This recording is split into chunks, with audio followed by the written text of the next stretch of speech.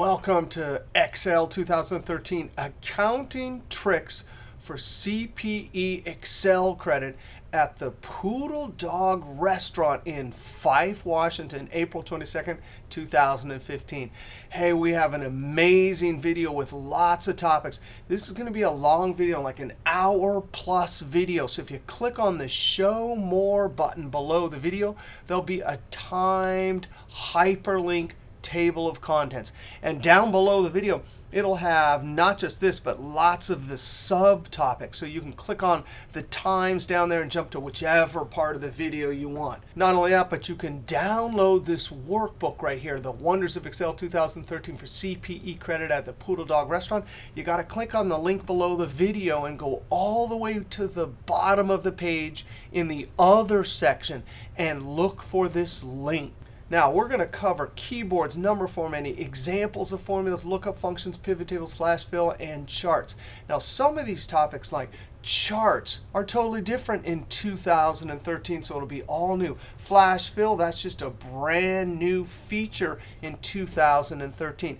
Pivot tables are different, and we'll even see an amazing average compounding function, a new function called RRI. All right, so we're going to get started by going over to the sheet keyboards, and I'm going to click on the sheet keyboard. Now, here's a data set. Bloop, there it is, and I don't know how tall it is. Now, one thing that most people do is they scroll down or they grab their vertical scroll bar and drag down.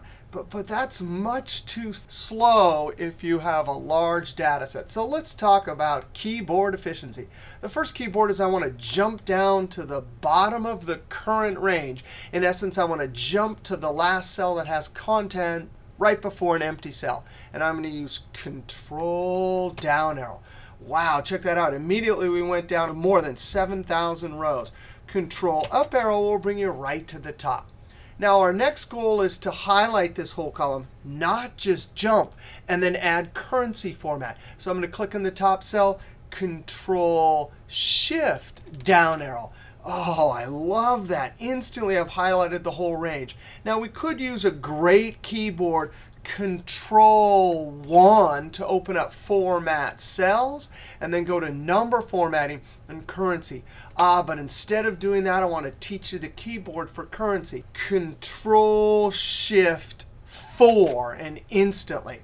Now, I'm going to Ctrl Z to undo that, and click right in the top. Here's what it really takes in fast speed. Your goal is to add formatting quickly. Ctrl Shift down arrow, Ctrl Shift 4. That's it.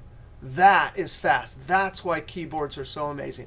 Now, another great keyboard is we want to instantly highlight the whole data set. Now, we could click in the top cell and Ctrl Shift right and down arrow. Now I'm going to use Control Home to jump back to cell A1. But say we're right here, and I just want to highlight the whole data set called current range, because this keyboard will look for empty cells all the way around, and then do some formatting. Let's use Control asterisk. Now, Control A will work to highlight the whole table. But if you're ever recording a macro, Control A has a different line of code than Control asterisk. So let's try it. And use your asterisk on the number pad, or if you're going to use the number 8, use Control Shift 8. I'm going to use Control asterisk on the number pad. That will accomplish our goal of highlighting the whole table, or later when you're recording macros, it'll say highlight the current region. Now I want to add some borders. Control 1, that opens up the format cells, borders. And I can do some fancy borders, but I'm just going to do outline and inside. Click OK. Now let's look at another awesome keyboard. I want to use the AutoSum, and I don't want to have to go up to Home. AutoSum, there's a keyboard for the AutoSum. And by the way, if you forget this, please hover over screen tip. And then you can see it in that screen tip. It's Alt equals. So you ready? Alt equals. It didn't quite get it right. Click in the top cell, Control Shift down arrow. Now, if I hit Enter right here, that will work, right? And then I have to scroll up. But let me show you that again. And actually, let me make the column a little bit bigger here. So we're going to start over again. Alt equals. I'm going to click in the top cell, Control Shift down arrow. And a great keyboard is Control Backspace. that jumps back to the active cell and enter. Now, Control Backspace will work no matter what. Even if you're way down here, notice I'm not making a formula. Control Backspace will always go back to the active cell. That is a cool keyboard. Now, let's try this again. Alt equals Control Shift down arrow. You can also Shift Enter. That actually puts the thing in the cell and pushes the cursor up.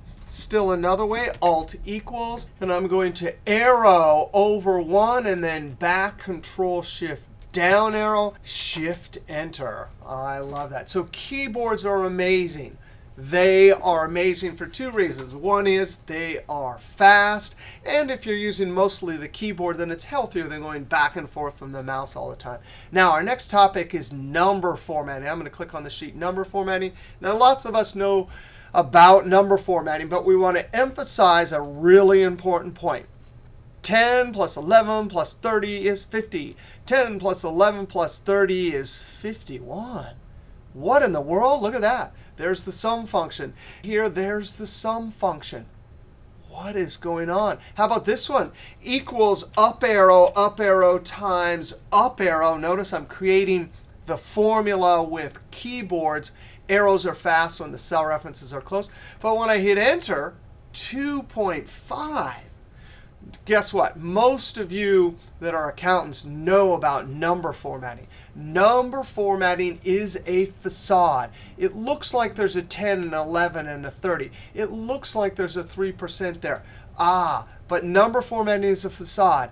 It's only what we see on the surface of the spreadsheet. Underneath can be something different. If I click in the cell, for some number formattings, you can look up in the formula bar and see, oh, someone actually had 2.5 and they decreased the decimal. So if I increase the decimal, I can see. Up here, look at that. I can clearly see it's 9.5. If I highlight all of those, I can highlight and increase the decimals. Normally, home in the number group, increase decimal. Another amazing keyboard, and I'm going to Control Z to undo that twice, is if I immediately want to wipe away all number formatting to see really what's going on there. I can go to Home, and from the drop-down, General Number Formatting is the eraser. It removes all number formatting. So when I boop, removes all number formatting, I can see there is some rogue decimals here. Now, I'm actually stuck. I'm going to Escape to close that and Control Z. And notice I undid that. And the reason why is because general number formatting is such a great way to get out of number formatting trouble that there's a keyboard. Control Shift, and you got to find the grave accent or tilde. It's to the left of the number one. So Control Shift, grave accent, tilde. And instantly that applies the general number formatting. Now, let's come down here. Remember, the main concept here is number formatting is a facade. What you see on the face of the spreadsheet is not always what is underneath in the cell. And another way to think of that, if I decrease the decimals here, formulas never look at number formatting. They always look at the underlying number there. We could put that as a second line there, too. All right. Now, dates. We've all used dates, and many of us have probably done date math. But check this out. There's something much different on the surface of the spreadsheet than what's actually in the cell. I see 4/9/2015. But when I go up to the formula bar, that's what I see there, too. So here, I love to apply general number formatting to see what's actually in the cell. Control Shift tilde or grave accent. What? 42,130. Yep. Dates or serial numbers. Under all dates are the number of days since December 31st, 1899. So 1 equates to 1/1/1900. 2 is 1/2/1900. And 42/1120 is 4/22/2015. That's the actual day of the Poodle dog CPA Excel credit. Hey, why is it like that? And I'm going to Control Z. Because today, and I'm going to pretend like it's 4/22/2015, Enter. And the reason why there's serial number, dates, integers under there is because I can do a formula equals the later date minus the earlier date and Enter. Man, this invoice is 13 days late. Now here's another great use for date math, as we call it. Hey, here's our issue date for the loan, plus 90. Yeah, that's an integer, so when I hit Enter, I instantly get the maturity date. Another number formatting that often trips people up is time. Now, times are serial numbers. It's the proportion of one 24-hour day. So 8 divided by 24 equals 130 equals 0.33. Well, what does that have to do with time? If I come down here and type 8:00 space AM, and by the way, if you enter this time incorrectly, like you forget the space, and I hit Enter, that's text. Text is always aligned to the left. If I add a space, it's properly being entered with the time number format. So when I hit Enter, it's aligned to the right, which of course means it's a number. But check this out. I'm going to click in the cell and look up in the formula bar. There's that disconnect. We can't always determine what's under the number formatting by looking up in the formula bar. So here I'm going to Control Shift tilde or grave accent. There you go. When we enter a date, Excel took that 8 hours divided by 24 and got a decimal. I'm going to Ctrl Z on that. Now, if we want to calculate hours worked, equals, it's similar, but not the same, similar to dates. The later time minus the earlier time. And when I hit Enter, it looks like it's going to work. And I'm kind of bothered by the AM, but I know that's 6.5 hours. So I take equals, hey, the wage per hour times the 6.5 hours, $6.63.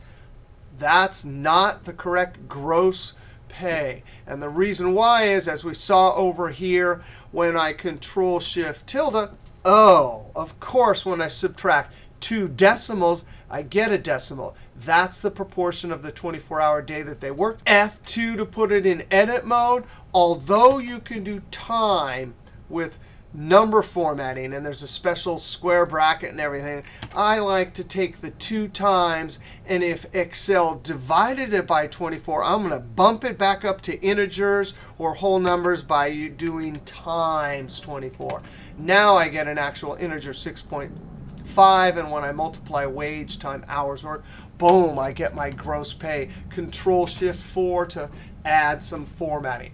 All right, so remember, number formatting is a facade. And by the way, every seminar I ever do, I always start off with examples like this and these, because one of the #1 questions asked in online forums and aspects of Excel that confuses people is the disconnect between what we see on the surface of the spreadsheet and what's actually in the cell. All right, now we're going to go to our next topic. And by the way, as we go through here on some of the yellow sheets, if you Control P, I've done page setup with my notes about particular topics. This is a great topic. I'm not going to go through this sheet, but you can print it out. In particular, how Excel formulas are calculated, the order of precedences. You can print this out and read this, including all the different types of formulas and different formula elements that you might see in formulas. Now, before we click on examples of formula, our very first formula is going to go over the most important point in Excel, Excel's golden rule. And it comes straight from Dan Bricklin and Bob Frankston, the guys who invented the first spreadsheet VisiCalc.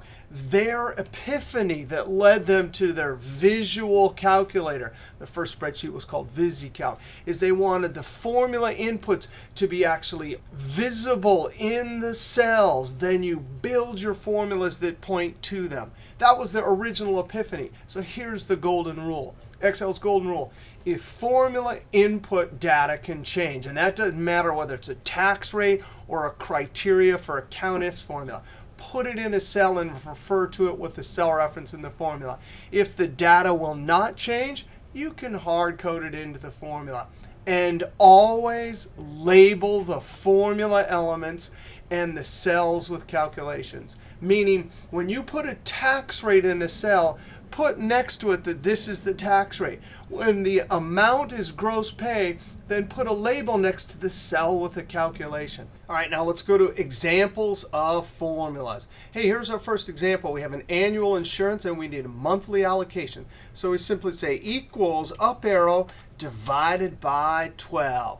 Wait a second. I thought we just said the golden rule. You don't hard code numbers into formulas. But this is an example of a number that won't change. 12 months in a year, not going to change anytime soon. And so I'm simply going to hit Enter, and there's our monthly allocation. Now here's a tax example, example 2. Here's the amount, and we're going to make our formula equals the total amount times 0.125, the tax rate, and Enter. Oh, no. That violates Excel's golden rule. That's a number can change. We should absolutely be going, hey, 7,000, and notice the 7,000 has a label next to it, times, and there's our tax rate with a label next to it. Not only that, but our formula has a label next to it. So when I hit Enter, boom. Now there's a bunch of reasons that that is an awesome way to go. Obviously, it's easy to change. Please say, oops, wait a second. That's not the right tax rate, 0.14, and instantly it updates. That one doesn't. Ctrl Z. Also, when we come and look at this tomorrow, we can clearly say, oh, that's the tax rate.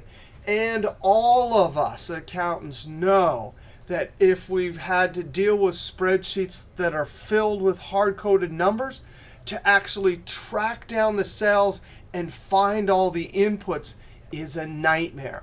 There's been some research done on this, and this is a scary article over here. You want to click on this link. And this article talks about the risk of spreadsheet errors and quotes some research done.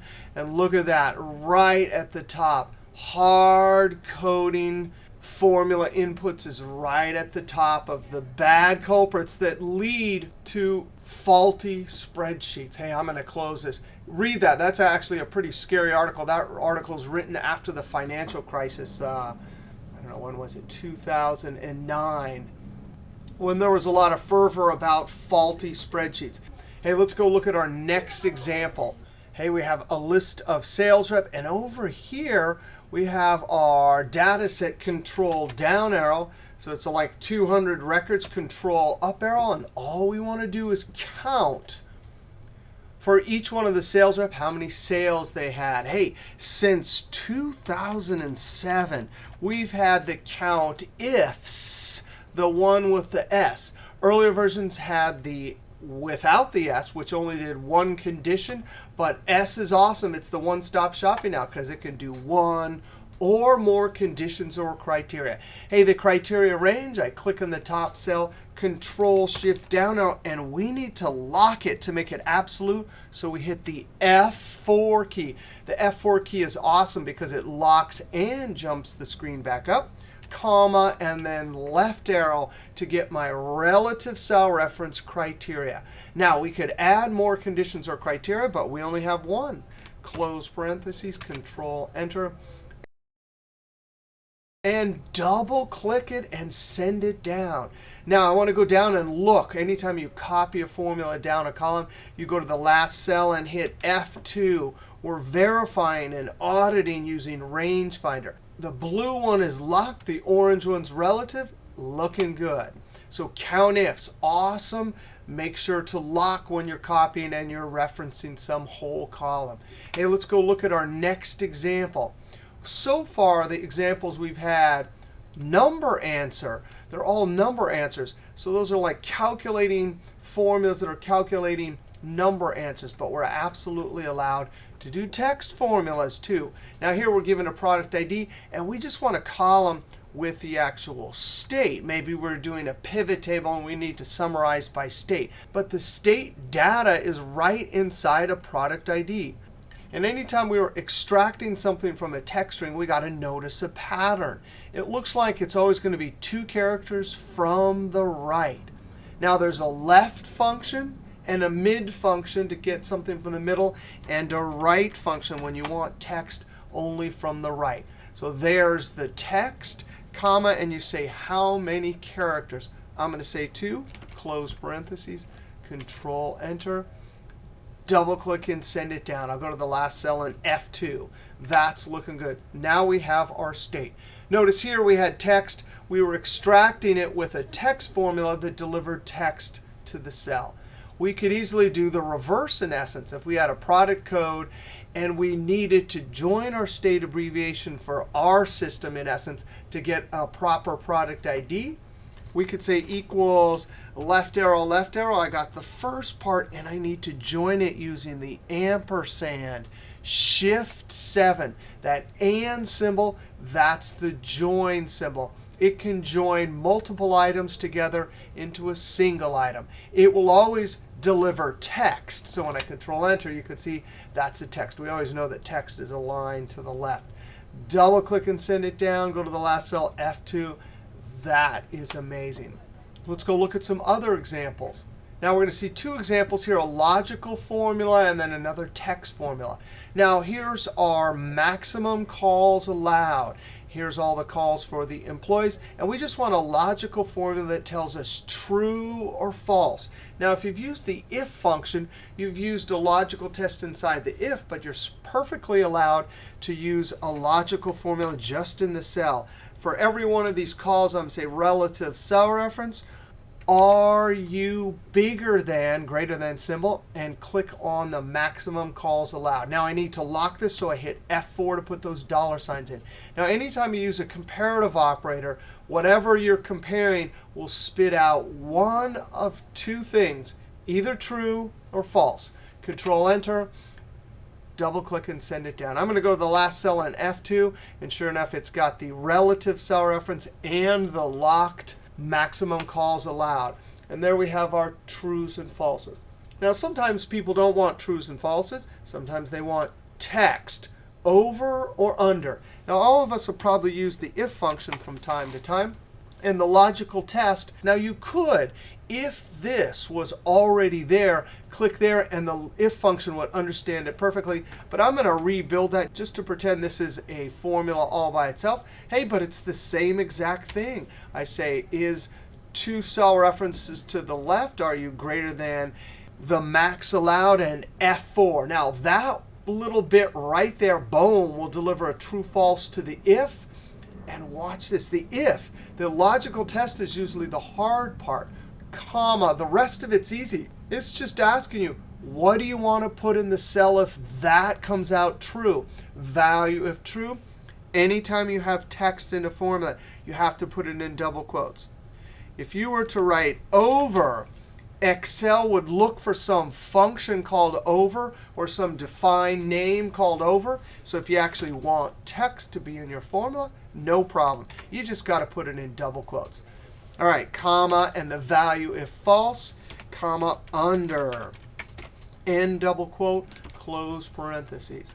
All right, Control Enter, double click and send it down. Go to the last cell in F2. Did I remember to lock it? And sure enough, I did.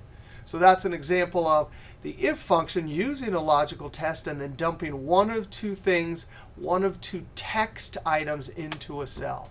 Now we have the logical formula that delivered a Boolean true or false. And notice that it's always lined in the center. And then we had a formula delivering text using the if function. Hey, let's talk about probably the most amazing function, or one of the top 5, I think, most often used functions, VLOOKUP.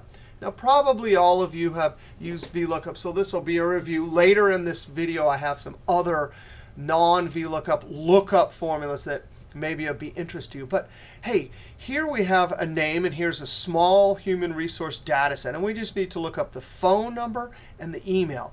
Now, if you've never done VLOOKUP before, it is amazingly tricky for people to learn. But it's not that tricky, because if you know how to look a name up in a table and go and get something and bring it back to this cell, you will have no problem with VLOOKUP. In fact, here's how you would do it by hand. You actually have to remember in your brain JoJo. Then what do you do next? You have to know where the table is, right? Then you go through the first column. And when you find JoJo, then you know what row it's in. Because you want phone, you have to go, oh, well, phone is in the third column. 1, 2, 3. Email would be in the fourth. Then what would you do? You knew it was in the third column, so you got the phone number. You'd copy and you'd paste it over here, or you'd bring it back. Notice the ultimate goal of VLOOKUP is to go and get something and bring something back to the cell. Now I'm going to Ctrl Z. Here's how VLOOKUP does it. Equals VL tab. And there's a lookup value. That's like us looking at the thing, boop, and remembering what it is. Comma. The next argument is table array. Notice it says table. So that reminds you, you have to put the whole table. And you do not put the field names or column headers, just the actual data. Now, I'm going to copy this formula, so I'm going to F4 that. Actually, I have to come back here and F4 this one because I'm going to copy it to the side. F4, because both of those have to be locked. Now, what do? Comma. It says column index. You have to tell VLOOKUP which one of the columns, 1, 2, 3, or 4, has the thing you want to go and get and bring back to the cell. So column for us is 1, 2, 3, and you just type it in. Comma. Lookup value, you can either do approximate for taxes or commissions, and we'll look at an example later in the video. Or we have exact match when you're looking up an exact text string, for example. Now, you could put false, and that's why they put this in so you can double click and put it. But I never do. I put a 0. There are other lookup functions like match function that do approximate and exact match exactly like VLOOKUP, and they use 1 and 0. So I like to use 0. Hey, lookup, VLOOKUP, Ctrl Enter, it'll look it up. If I go ahead and change this to Joe, no problem. It instantly goes and gets Joe's telephone number. Now, I'm going to copy this to the side, and it's not going to work, but only for a second. F2 to put it in edit mode. That's because it's still thinking you want a phone because we have a 3 there, so we change it to 4.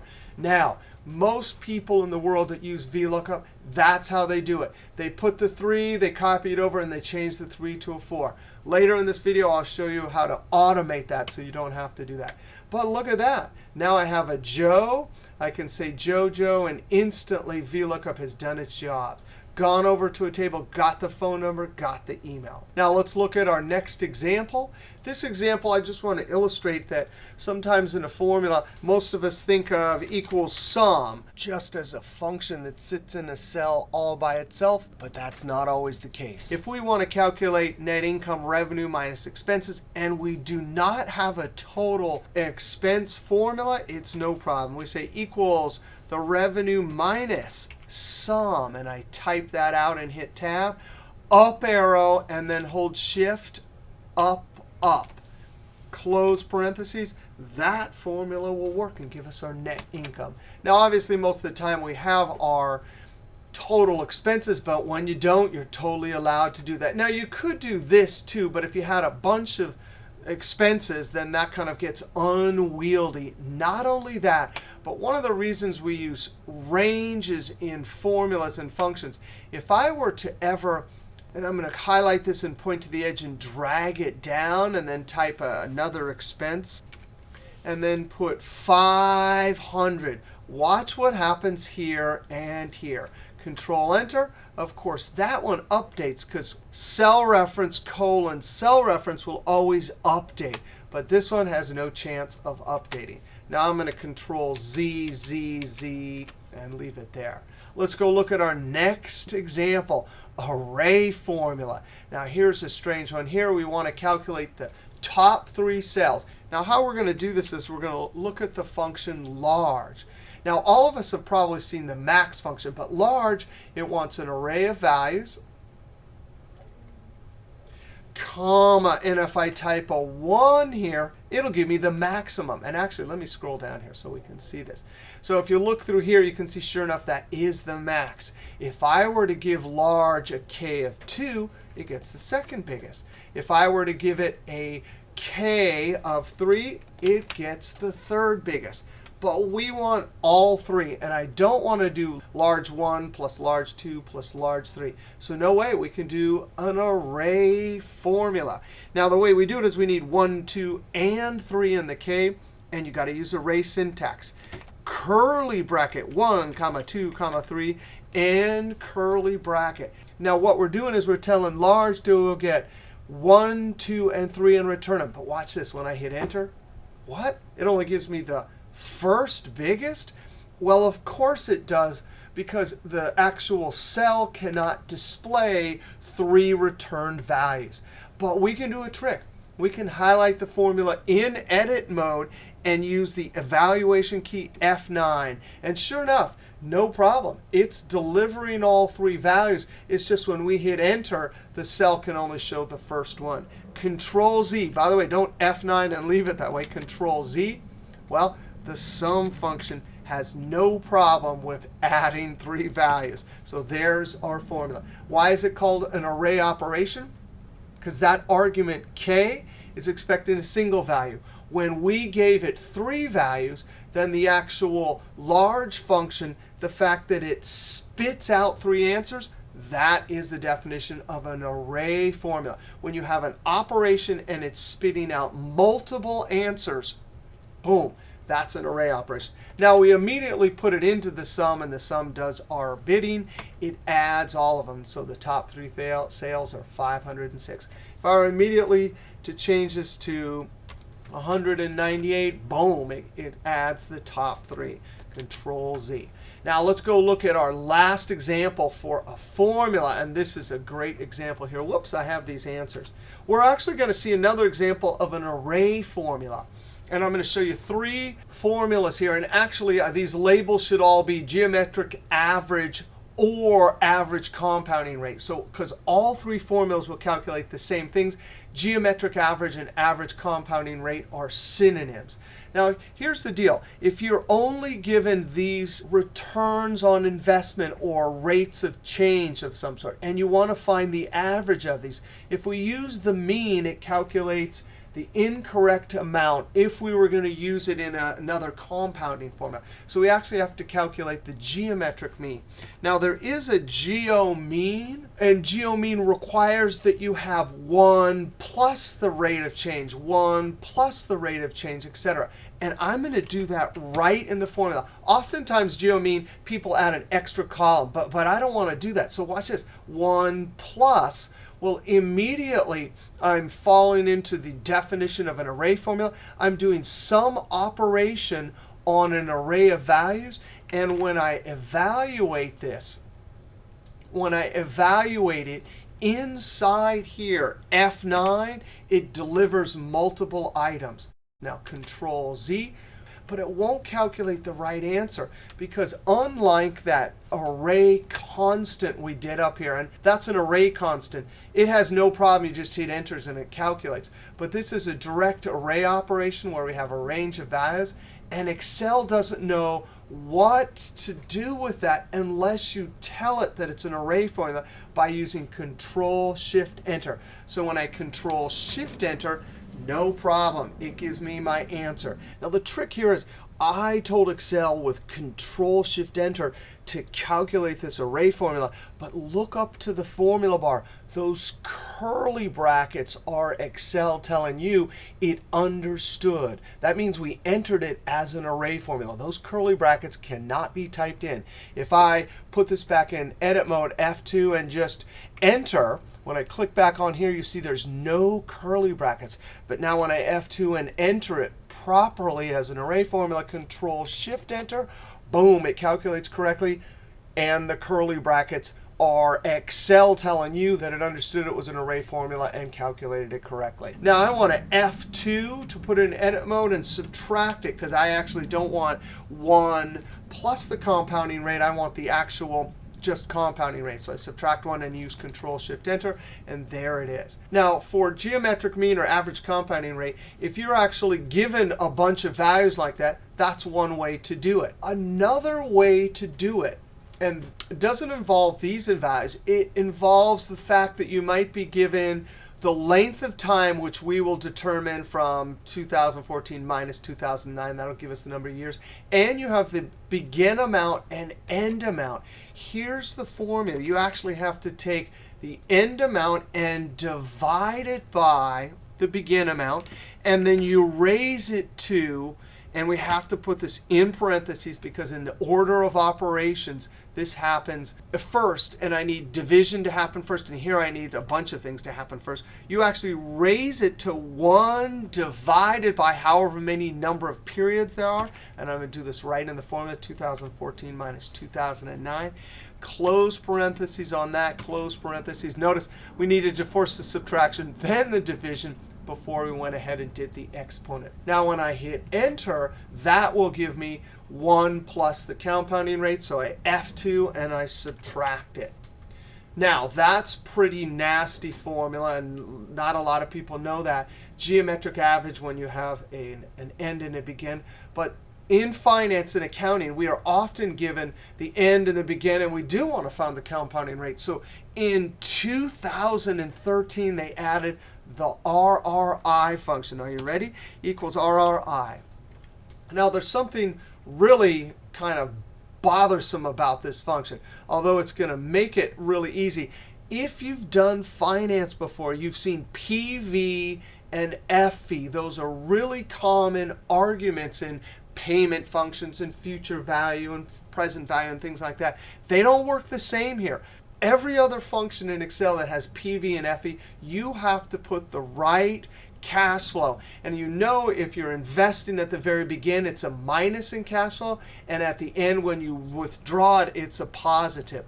This function, why they didn't follow the same convention for all of the other functions is baffling. We're going to put the present value and future value in, but not put the actual cash flow sign. Now the NPER, I'm just going to say boop minus boop. That'll give us the number of periods.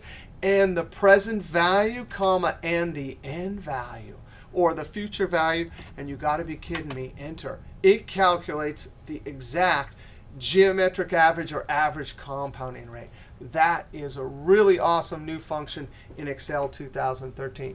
Now when I hit Enter, any one of these rates can now be used. If we know the begin amount, we can simply say equals, and let's put a label here, end amount equals the begin amount times, in parentheses, 1 plus our compounding rate. That's the average compounding rate per year. And we have to raise it to however many number of periods. There's 5. I'm going to do it this way. 2014 minus 2009. Now, it's simply the begin times this future value factor. When I hit Enter, boom, there it is. That's the exact ending amount. So we've proven that this average compounding rate or geometric average works. Hey, that was a lot about formulas and functions, but now we want to go over to the sheet lookup function and talk specifically about lookup functions. Now on the lookup function sheet, we have 8 amazing examples, and we're going to start with VLOOKUP. Hey, here's our data set. We have date, product, units, color, region. Hey, I'm going to click on the top cell, Control down arrow. Wow. That is a lot of records. That's like 137,000. Control up arrow. Now here's the deal. We have to get our supplier information from this column, the price from the third column of this lookup table. And each one of those would be based on product. That's an exact match. But then we're going to have to get a discount based on the units, and we'll do approximate match with this being our table. Now let's just remind ourselves, equals VL tab. I'm going to arrow over to get the product price. And now I'm going to think carefully about this cell reference. I'm actually going to copy it over to price and then down. But notice when I copy it over to price, I still need to be locked on the bell. But when I copy it down, it needs to move to a quad. So this is an example of a mixed cell reference. If I hit the F4 key once, hey, that's $2. If I hit a second time, that locks only the row, which I don't want. I want to be able to go down to B5, B6. But if I hit the F4 key and lock just the column, that means when I move over to price, it'll still be locked on the B column. When I copy the formula down, that 4 will change to a 5, which is exactly what I want. Comma, the table array. Here's the whole table. The first column has the product. Highlight the whole thing, F4, comma. Now the column index number, supplier 1, 2. So I'm going to type this 2 in for now, comma, and then we're doing exact match. So you can double click and put in false or put a 0. Close parentheses, Control Enter. And I'm going to copy it over to price and come here and F2 and change it to 3 because now price is in the third column. I promise you that we will see in just a moment how to make that more automatic. Control Enter. Now we have our supplier and price VLOOKUPs. Exact match. Double click and send it down. Now I want to go all the way down to the bottom. Control down arrow and F2. And sure enough, There it's got the right one. Here it's got the right one. Control up arrow. Now let's do approximate match using VLOOKUP. Equals VL, and we're going to look up the units, comma, and the table. F4 to lock it. But we got to be very careful about this table here when we're doing approximate match. Now the first column has to be sorted from smallest to biggest. And the way it works, or the way you can think of it as an analogy, is when it's got a lookup value of 1, it races through the first column. And when it sees the first number that's bigger, it jumps back a row. And that's how it knows how to pick the right row. Now, comma, the discount's in the second column. So I'm going to type a 2. And guess what? Comma, you could put a true, double click. You could put a 1 if you want. But since it is the default, and we know that that is the case, I'm going to leave it out. That means anytime you see a function argument screen tip with square brackets, that means if you know the default, you can leave that out. So when you're doing approximate match, it's a little bit shorter. Ctrl Enter, double click, and send it down. Now if I scroll down a little bit, you could see here we got 19. And the way this VLOOKUP approximate match works is it's not doing it exact. It's looking at that 19. It's actually racing through the first column. And when it either bumps into the first bigger one or it can't find one bigger, it will stop on that last row. And if I scroll down to this one right here, we were looking for 10, right? So when VLOOKUP raced down here, it bumped into the first bigger one. That's the 15, and jumped back. Now, technically, that's not the way it works. It does a binary search, which is very fast, successively cutting the table in half as it searches through. But as a metaphor, racing through, bump into the first bigger one, jumping back, that is a great one to understand how approximate match works. Now, I want to scroll over here and talk about the third argument of VLOOKUP and see a better way to do it. Now here's our data set. We have employee ID, and we have last, first, email, and phone. And we want to retrieve from this ID using VLOOKUP. Well, you can see I manually put a 2, and a 3, and a 4, and a 5. I don't want to do that, especially if I have many columns, right? Equals VL tab, left arrow, F4, comma, and our table. Highlight F4, comma, and look at this. I put the column number, 2 for last name, 3 for first. Email is 4, so I put it as a relative cell reference, comma, 0 for exact match, close parentheses, Control Enter, and copy it over. That is a much better way to do it. Now, there's an even better way. Sometimes you can't have the number in the cell above. And there is specifically a function built that will tell you the relative position of an item. For example, the field name last. If we were asking, what's the relative position in this horizontal list of field names? 1, 2. What is the relative position of the field name first within this horizontal range of field names? 1, 2, 3. We can use the match function. I'm going to scroll down here. Match function is a lookup function, and all it does is it returns the relative position of an item in the list. Now I'm going to do it in the cell below, equals match. And check that out. It has the same argument names or similar ones to our VLOOKUP. The lookup value is actually going to be a relative cell reference. So if I look up first, when I copy over here, then I want to look up last, comma. And the lookup array, a one-way array, in essence, a list of field names, and there it is. Right now, if match looks up first name in this range right here, it's not returning something from the actual cell. It's just going to tell you, hey, I found first, 1, 2, 3, as the third item in the list. F4, comma, and here's our 1 for less than, which means our approximate match, or 0 for exact match. I'm using 0 for exact match, close parentheses, Control Enter. Wow, it got 3, and when I copy it over, that is so amazing. And what's cool about this is change this to phone. Instantly, it updates. So of all the ways to get the column index number for VLOOKUP, match is the best way. Control Z. Now let's try it. Equals VLOOKUP. lookup value. Now I'm looking up this product ID within this first column here. F4, comma, the table array. It is the same table. We're looking something up, and then now we need to start getting information about the column numbers. F4, comma, and right in column index, we say match. Please go look up the field name, comma, the lookup array. It's going to find the relative position of that item in the list. F4, comma, and watch this. Here's the 0, right? Now watch. That screen tip is for match. When I close this off, immediately I can see that in the column index number is match. So match is a function, yes. It's looking up the relative position. But match is ultimately returning that position to the column index number inside VLOOKUP. That is beautiful. That is the most efficient way to do this. Comma, and now I'm back to VLOOKUP, right? And I'm still doing exact match, so I'm putting a 0. Ctrl Enter, copy it over. And what's amazing, right? We didn't have to edit these and change them because match is doing its thing. But I can absolutely just change this. So the most dynamic method of all, if you have your field names at the top like this, is simply to use VLOOKUP and MATCH.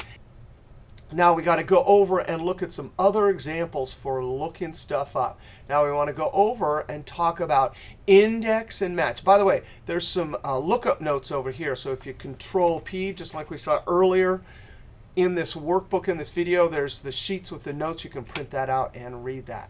All right, so we want to scroll down here and talk about this lookup situation. We actually want to be able to look up the description and return the name of the product. Now, VLOOKUP can only look through the first column. And most of the time, right, we are looking up product name and returning price or description. Now, we could just simply take this column and move it to the front and then use VLOOKUP. But lots of times, say we had other formulas that were pointing towards product and then getting price or description. Here, we want to do what's called lookup to the left. So I'm looking up something here, but I need to retrieve something to the left. We are actually going to use the amazing index function. Now, index function is amazing. We give it an array. Those are only the values you want to return. So what we want are the product names. F4 to lock it. And then it simply wants either a row number or a column number, or both if you're doing a two-way lookup. We're not doing a two-way lookup. We're doing a one-way lookup, meaning there's one column. So comma. And what do we want? We want a row number. Well, if I say flight range 50, it should be 1, 2, 3. So it should be the third position. That's where we can use match on this range to get the relative position. And as long as the range with the values we're looking up are parallel in size, it'll work perfect. So match, I'm looking up the description, comma, within this range right here, comma, and exact match 0. Now again, look at what match is doing. Match is delivering the relative position to index. I can close parentheses. You know what? I actually didn't need this lock, so I'm going to click there on F4 to unlock it. Control Enter, and there we go. So if someone comes in and says, hey, I want a flight range of 50, we're going to say, hey, probably the weighted sunset boomerang is the one you want. If you want something that's 20 meters, our 20-meter boomerang is the quad. If you want something really long, like 110, wow, Dan's special. So index and match are the most versatile functions because we could do that. We could do everything VLOOKUP can do, plus we can do things like look up stuff to the left. And here's another example for index and match. Here's our lookup situation right here. I have a bunch of bids from each one of our suppliers. And down in this cell right here, I need to know what is the name of the vendor that gave us the lowest bid. Well, notice this is the min function looking through here. So it's 3508. If we were doing it manually, we'd go up and get Bayer and then type Bayer right there. When we came down here and we're looking up 3332, we see that, oh, there it is. So MechAid is the name I need right here. Now notice in any one of these cells, the actual Positional information for looking something up is a relative range of cells. And the values we are looking up are up here. So let's try it. Equals index, the array. Array is always the actual values you want to go and look up. F4 to lock it, comma, and the row number. Notice as I copy this down, every single row I'm locked on just these 5 names. But comma, the row number will come from match. I'm going to look up the min value, and that's a relative cell reference, comma, within the lookup array. And that is also a relative cell reference, comma, and I'm doing exact match. These values are not sorted, so we're doing exact match. So again, this is the third time we've seen match delivers the relative position of an item to some other function. In this case, it's delivering it to index. So I close parentheses, Ctrl Enter, double click and send it down, and go to the last cell in F2. Look at that. Really cool lookup formula, index and match. We also saw VLOOKUP and MATCH. All right, our next topic, we're going to scroll over and we're going to go to the sheet Pivot Tables. Pivot Tables, the most powerful feature in Excel for summarizing data. And we have this huge data set here. And I want to quickly be able to create 1, 2, 3, 4, 5 different reports. Now, if you've never done a pivot table before, you are missing out. The word on the street, and in most people's minds, people think that pivot tables are hard, but they are not hard. As long as you have field names at the top, records in rows, and empty cells all the way around, going from this unsummarized data to a cross-tabulated report like this is as easy as a few clicks. Now, if you've never done a pivot table before, it helps to visualize the report up front. So any one of these intersecting cells is adding the sales from the sales column with 2 conditions. So this 84,835, that means the quad boomerang with the color purple. Right here, 163,000 about quad color clear. So every one of these calculations is adding with 2 conditions or criteria. Now, if you visualize the setup of the report, meaning this is the product field, we could see the product field over here, and the product criteria sitting at the head of each row. This whole row gets the FastFly product. And at the top of each column is the color. So if you envision this up front, hey, I'm going to have product in the row, color in the column, then when we create our pivot table, it is fast and easy. All right, so you ready? Proper data set, click in a single cell. If you start out here, it won't work if you go up to Insert Pivot Table. If you highlight just some of the cells, not going to work. Click in a single cell, Insert, Pivot Table. Now, automatically, it'll get it right because we have a proper data set with empty cells all the way around. So step 1 is, hey, where's the data? We never have to worry about that if we have a proper data set. Step 2, where do you want it? On a new worksheet or this existing sheet? I'm going to put it on a new worksheet and click OK.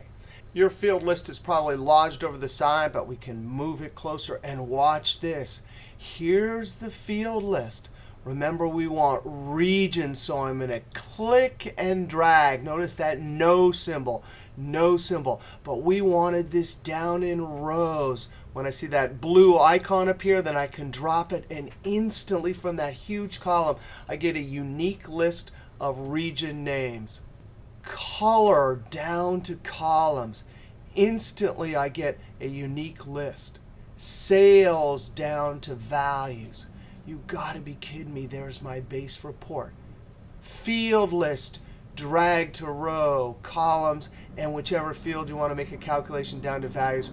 That's how amazingly easy pivot tables are. Now, there's a few problems here. Row labels and column labels are not good labels, so we want to go up to Design, Report Layout, and either show in outline, or show in tabular. We want to also add some number formatting. You do not want to right-click and point to Format Cells. Notice this is the Format Cells dialog box. All of those tabs there.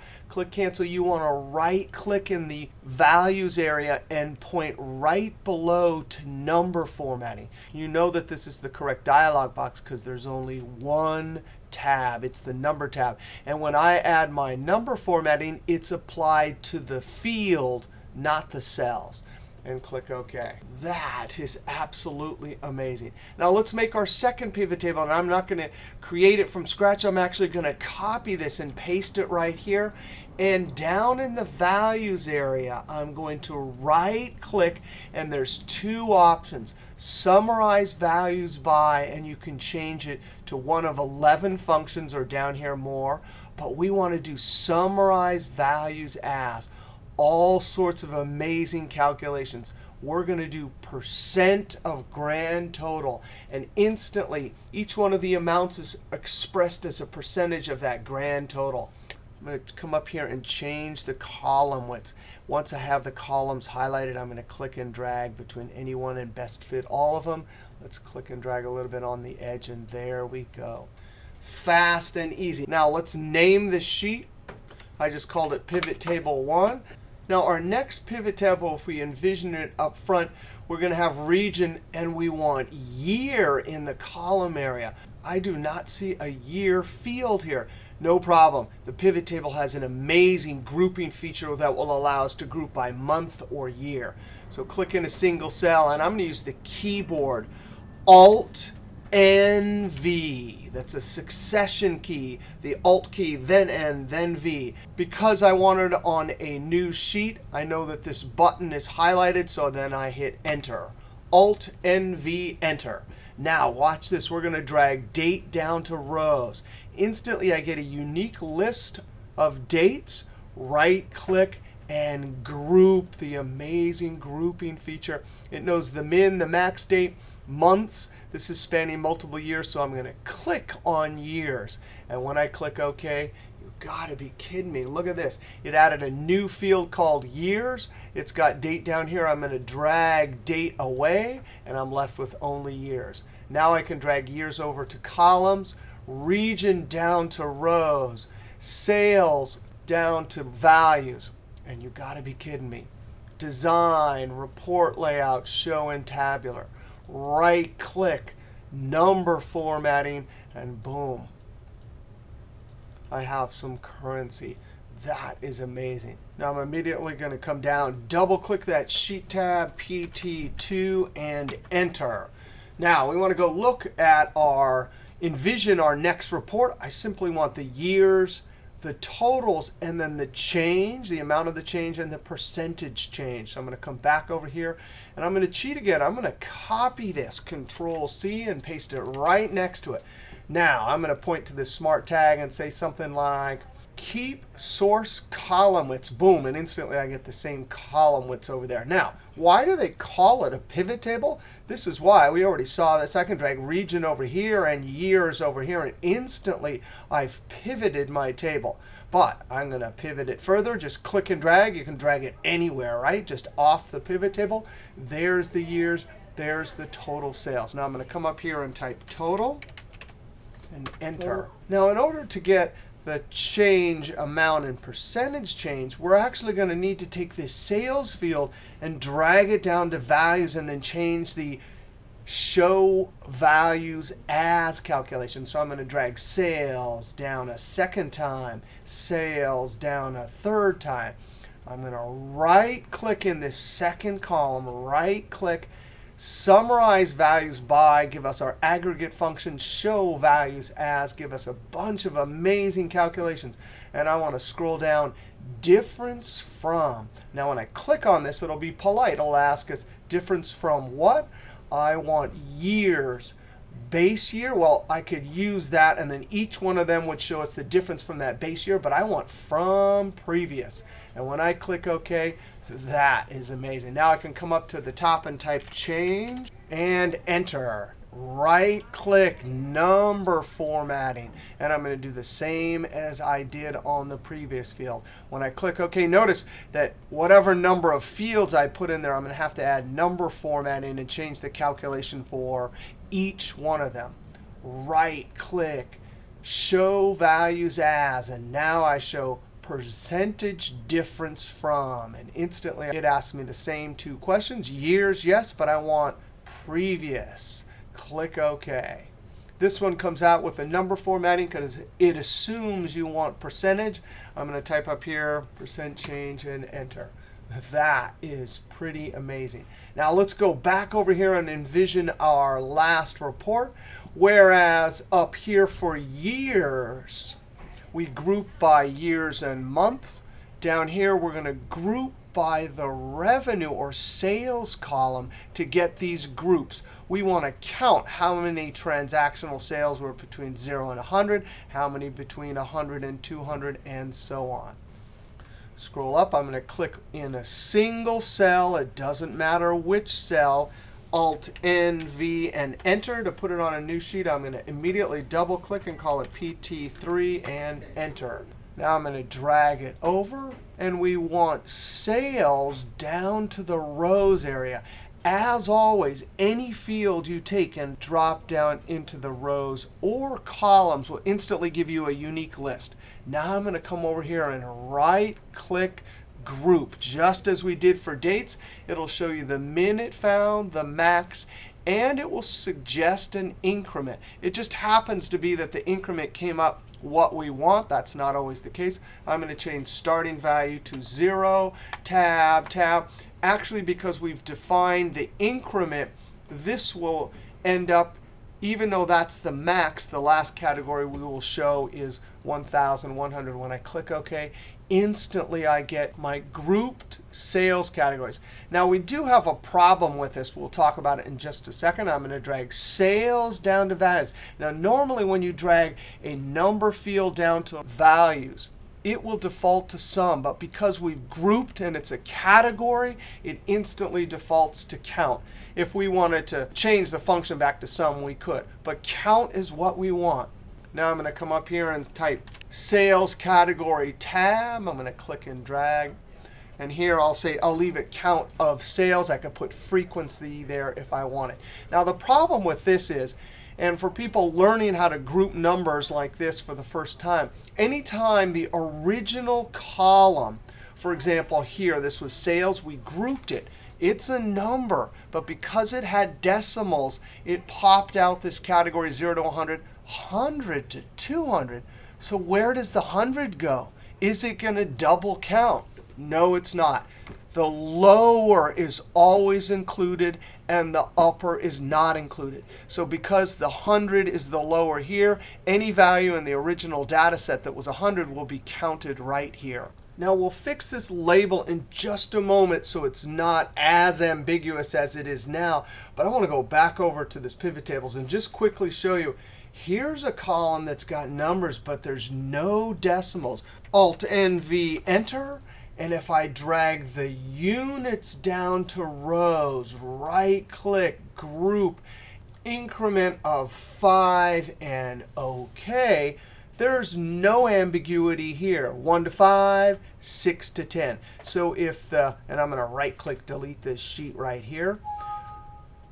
The rule is if the numbers are integers or whole numbers, it's going to give you grouping labels that are not ambiguous. If you have decimals in whichever number column like we do here, you're going to get ambiguous labels. Now, most of the time people leave it like that. I do not like it. And I want to change that little dash to the words up to. Watch this. I don't want to change this manually. I'm going to use the replace feature to replace that dash with up to. Home, find and select and replace. Or we can use the keyboard Ctrl H. Now watch this. I'm going to say dash, tab, and then space, up, space, to space. So I'm actually going to leave a little space before and after. When I click replace all, instantly I get all my labels. Now I can say OK and close. So that means it's just a little bit less ambiguous. That's our last pivot table example. But I got to show you one last amazing trick. If I'm clicked inside the pivot table, the field list comes up. I'm going to click close on this. But there's some ribbon tabs up here. And I'm going to go to Analyze. And one of the more amazing things since 2010, we can insert a slicer, which notice is in the filter group. It's just a fancy filter. Click Insert. And I'm going to say color and year and click OK. Wow. Now I can click on any one of these and instantly the whole report is filtered to show just blue. Now I'm going to make these a little bit fancier. Click and dragging them to resize them. Drag this over here. Click to resize it. And I'm actually going to get rid of those little ghost. Right click. Slicer settings. Hide items with no data. Click OK. And so those are gone. Now I can add some color. Here's a slicer ribbon up here. Options. I could add some blue and some orange. Now if I want to clear this, I come up and click the clear, and instantly that's clear. Now I'm going to apply two filters. I want to see the clear for 2014, and instantly the pivot table report is filtered. Wow, slicers are amazing. Actually, I'm not showing you in this video, but these slicers in 2013 will work on tables, an Excel table too. Now I'm going to unfilter, unfilter. All right, so we saw 5 pivot tables. We grouped by the sales category, which happened to be a decimal number. So we did find and replace to create a less ambiguous label. We did pivot tables where we grouped by year and month. We did a crosstab in here. We did years and did show values as, difference from, and percentage difference from. And then back on pivot table 1, we did straight cross tab table and then show values as, percentage of grand total. Now, only 5 examples in this video for pivot tables. If you want an epic video, this video is like over an hour long with 58 examples of everything that I know about pivot tables. Click on that link and go watch that video. Hey, we have our next topic. We're going to go over to the sheet Flash Fill. I'm going to click on Flash Fill. Now here's the same problem we had earlier. We got a product ID and we need to extract 2 characters, California, Washington, to get state abbreviations. Now, we did it with formulas earlier, but you are not going to believe this. Since 2013, there's something called Flash Fill. Microsoft calls it Program by Example. We'll give it some example of a pattern, and it will guess what you need. There's a keyboard that we'll look in just a moment, but let's just try this. CA, Enter. W, wow, that's the flash fill. It pops up automatically. If you like what you see, you simply hit Enter. What it has done is we gave it an example. CA, meaning 2 characters. As soon as I typed a W, it assumes that I was going to do 2 characters again. It gives me this ghost list when I hit Enter. That's flash fill. Now, Ctrl Z, if you like keyboards, CA, Enter, and Ctrl E. Ctrl Z, CA, Enter. And if you like the mouse way, we go over to Data. And there it is, Flash Fill. All right, let's come down here. We can join things. Click in the cell and type the first example. Enter and Ctrl E.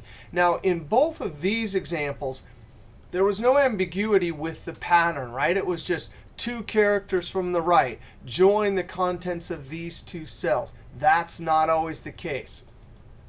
And actually, in this case, we don't have any ambiguity either. If I want to extract the last name, notice it's 2 words in each cell. So you've got to know the pattern of the data in your column. I'm simply going to type Platt and Ctrl E.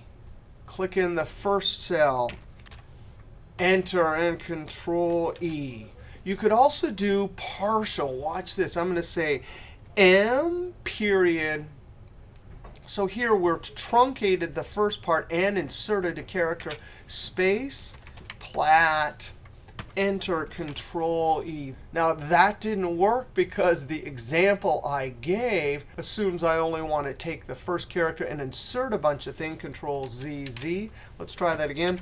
M period space, and I'm going to spell plat correctly. Enter and Ctrl E. That is pretty amazing. Now, in all three of these first examples here, the pattern was pretty simple. But let's look down here. And remember, if the pattern is complex, you may have to give it more than one example. We want first in middle. But in this case, we want Meryl J. Here we want Leela Millie. But here I just want Tamika. So actually, we have two situations. 3 words, 3 words, 2 words, 3 words, 2 words. So you have to know your data. In this case, if I want first and middle, I simply give it 2 examples. So I got first and middle, and I'm going to hit Enter, Enter, and then come down here. So I'm giving it just the first name. This will give it 2 examples, Enter and Control E. There we have exactly what we want. And then the last name, Plat, and hopefully I'll spell it right, Control E. All right, so flash fill is quite amazing. Hey, if you want to see a totally epic, amazing video, here's another one of those Highline Excel classes I teach free at YouTube. You just go watch 25 examples of flash fill. Now we have one last topic. And over here I have some notes, task panes, charting notes, charting. These, again, are yellow sheets. So if you Control P, they'll print out nicely. And the reason they're there is because charts, and I'm going to click on the sheet charts, have totally changed in Excel 2013. Now here's our data set. We have firms, asset value, market value, and bond rating. Now we're going to do 2 charts. In general, when you have a data set like this, you usually have to summarize it in some way. And for our first chart, we're going to create a histogram that counts the bond ratings in groups of 0 to 2, 2 to 4, etc. For that, we'll do a pivot table, which will summarize these values and then create a histogram chart. Then we're going to create from these 2 columns market value and bond rating an XY scatter plot to see if there's a relationship between bond rating and market value. All right, so our first table, we want to create a histogram on bond rating. So I click in a single cell, Alt, N, V, and Enter. Here's our new sheet. I'm going to double click and call this bond histogram and Enter. Now here's our field list. We want to take bond rating down to rows, and instantly we get a unique list. Right click, group, 0. Tab, tab, tab, and I'm going to change the increment to 2. We don't have to change the ending because by putting an increment of 2, it'll automatically give us our categories. 0 to 2, 2 to 4. I'm going to highlight these, Control H, dash up to, and replace all. Click OK, click Close. Up to Design, Report Layout, Show in Tabular. Now I'm going to click inside the pivot table, close the field list, Insert. Now the chart group looks a little bit different, but so far, if we can find the dropdown for column, everything's the same. But boom, here's the huge difference in 2013. We are going to be able to use this plus to add axis title, data labels, all sorts of things. Whereas before, we had to go up to the ribbons, and it was incredibly click intensive to get things like data labels or new chart labels. The other thing we'll see is that there's new task panes. Now let's take a look at this chart. We're not going to do any filtering, so I'm going to right click any one of the gray field buttons and say hide all field buttons on chart. Looking at this chart, the #1 rule for charts is no chart junk. Chart junk is stuff that does not help you articulate your message. In particular, look at this. We have unnecessary repetition. I do not need this, so I click and delete. That's chart junk because it's not a good label. I'm going to click on it, and here's the difference. It's been around for a few years. When I click on the label and see that solid line, I type, and it jumps up to the formula bar. Count of bond ratings, and when I hit Enter, it registered. Now, I definitely need a label down here, and here's where 2013 gets much easier. By the way, that green plus does not print out. It's just for us while we're creating. I'm going to say axis titles. Notice immediately it shows 2. I could point to the arrow, click, and say only horizontal. Now, I'm going to click down here on category and enter. Now, let's see. There's the green plus, but let's see the next new element in charting in 2013.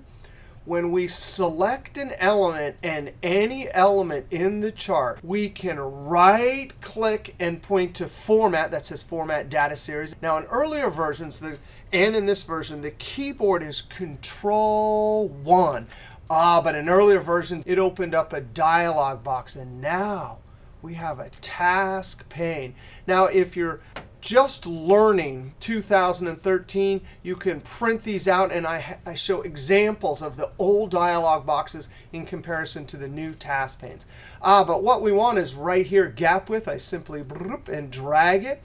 This is continuous data, this bond rating category. So we can reduce the gap width to 0 to indicate that nothing can fit between the columns. And this is a continuous variable. Now we can come over. And when you're learning the task pane, you kind of have to click through these 3 icons. And you can see the task pane changes. I know when I started learning, it was kind of a big learning curve. But once you get the hang of it, this is OK. That green plus is profoundly better than earlier versions. Now, I'm going to, just for the heck of it, click Vary Colors by Point. And down to Borders, I'm going to click Solid, come down to the Fill Bucket dropdown, and select Black. Now, if I click over here somewhere, that's looking good. Now, I'm going to click back on the chart. And again, here's one of the amazing things I love is to add data labels in earlier version. It was more difficult if you use the ribbons. Now we just use that plus. And boom, just like that, we get our count at the top. Now, this has got some chart junk, unnecessary repetition. For a histogram, sometimes it's nice to have the actual count at the top. So we do not need this. I click and delete. All right, I'm going to click down here, and we're going to go back and create our second chart. I'm going back to the sheet charts. And here I want to compare 2 quantitative variables, market rate and bond rating. I'm going to treat market rate as the x and bond rating as a y. And I want to see if there's a relationship between the two. Now, I need to isolate the data. So I'm going to select the 2 field names at the top, Control Shift down arrow to highlight, insert, and over to scatter. There it is. I want the first one pulled down. I'm going to click the first one there, and there's our chart. Now, I immediately, for XY scatter, need an X and a Y label. So I'm going to go up here, and I love this. It's so much easier than earlier versions. I simply click, and boom, I have 1 and 2. Actually, let me select the edge, because when I created this, it threw me down to the bottom. So I'm going to select the edge and Control X to cut, Control Home to jump back to cell A1, click in F1 and Control V. Now I'm going to point to the edge and with my move cursor. Now I'm going to click here. And instead of typing, I'm going to immediately type an equal sign. And watch what happens up in the formula bar. And it immediately jumps me up to the formula bar. I can click on bond rating. That's a formula that's going into that label. When I hit Enter, now this label is connected to that cell. Click on the horizontal axis, equal sign, market value, cell C1, and Enter. There we have it. I can click on the plus, and down here I click on trend line, and there's my trend line. Now I want to click on the trend line and come over to the task pane. Click on the trend line options.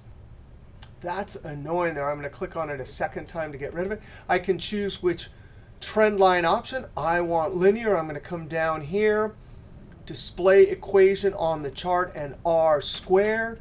When I drag this up here, so there's our equation. There's the slope. It's incredibly small. The y-intercept and the goodness of fit, R squared.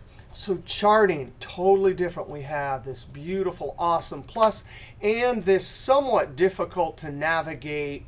If I click over here, task pane, but the key is to just click, click until you find what you want. Wow, that was an epic video.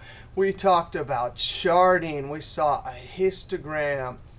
Over on the sheet flash fill, we saw some amazing examples of the Excel 2013 flash fill. We saw a bunch of pivot table examples, including crosstab and percent of grand total. We saw a bunch of lookup functions, including index and match.